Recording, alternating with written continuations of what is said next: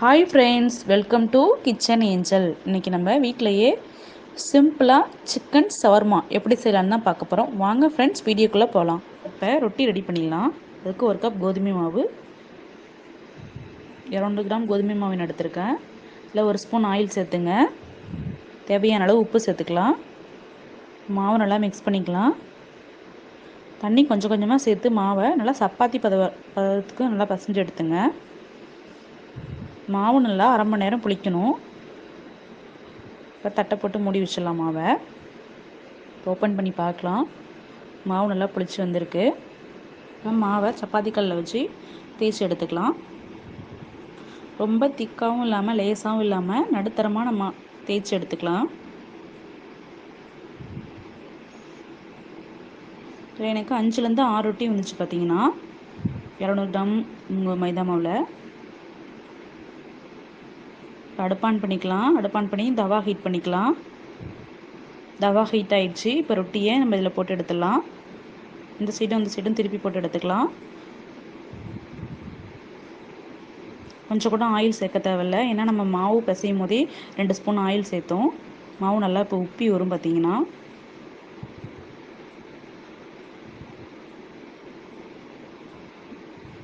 அது ரொம்ப நல்லா சாஃப்டாக இருக்கும் பார்த்தீங்கன்னா ரொட்டி.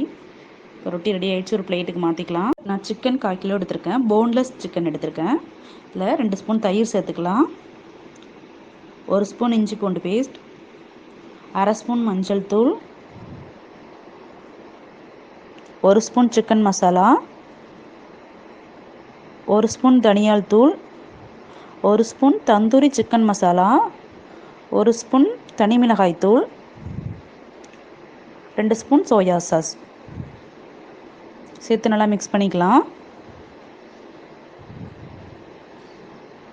அரை ஸ்பூன் உப்பு சேர்த்துக்கலாம். சிக்கன் நல்லா 2 மணி நேரம் நல்லா ஊறணும். அப்போ தான் சிக்கனில் மசாலாலாம் நல்லா ஏறும் பார்த்தீங்கன்னா.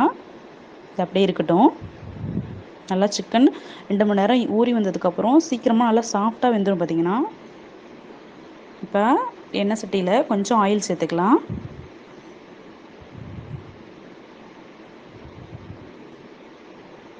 ஆயில் ஹீட் ஆனதும் இப்போ சிக்கனை அதில் சேர்த்துக்கலாம்.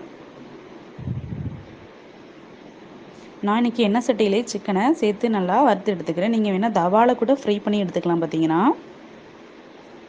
சிக்கனை சின்ன சின்ன துண்டாக நம்ம கட் பண்ணி சேர்த்தோன்னா சீக்கிரமாக சிக்கன் வெந்துடும் பார்த்தீங்கன்னா. நல்லா கோல்டன் கலர் அளவுக்கு வரணும் சிக்கன். நல்லா வெந்துடுச்சு. நான் கரண்டியாலே சிக்கனை குத்தி விட்டுக்கிறேன். நீங்கள் வேணால் ஒரு பிளேட்டு கூட மாற்றி கட் பண்ணிக்கலாம். இப்போ வெஜிடபிள் சாலட் 1 கப் துருவிய கேரட், 1 கப் முட்டைக்கோஸ், வெங்காயம் 1, வெள்ளரிக்காய் சின்ன சின்னதாக கட் பண்ணி வச்சுருக்கேன், குடைமிளகா கட் பண்ணி வச்சுருக்கேன், சேர்த்துக்கலாம். அதையும் இப்போ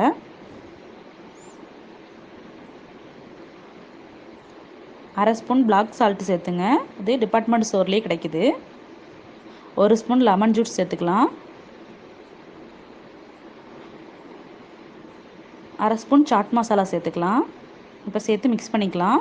சாட் மசாலாவும் பிளாக் சால்ட்டும் இல்லைன்னா 1 ஸ்பூன் லெமன் ஜூஸும் அரை ஸ்பூன் சால்ட்டும் சேர்த்துக்கலாம். பார்த்தீங்கன்னா இப்போ வெஜிடபிள் சாலட் ரெடி ஆயிடுச்சு. ரொட்டி மேலே மயோனஸ் தடவிக்கலாம்.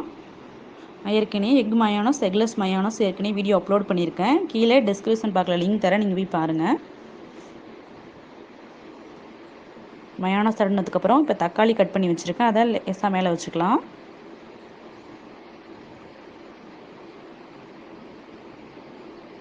நான் வெஜிடபிளையும் சிக்கனையும் சேர்த்து வச்சுருக்கேன், அதையும் இப்போ வச்சுக்கலாம். நீங்கள் தனித்தனியாக கூட சிக்கனையும் வெஜிடபிளையும் கூட வச்சுக்கலாம். மேலே கொஞ்சம் மயோனஸ் வச்சுக்கலாம். இப்போ இந்த சைடும் அந்த சைடும் ரோல் பண்ணிக்கலாம். இப்போ சிக்கன் ஷவர்மா ரெடி ஆயிடுச்சு. நீங்களும் ட்ரை பண்ணி பாருங்கள். ட்ரை பண்ணி பார்த்துட்டு எப்படி இருக்குன்னு கமெண்டில் சொல்லுங்கள்.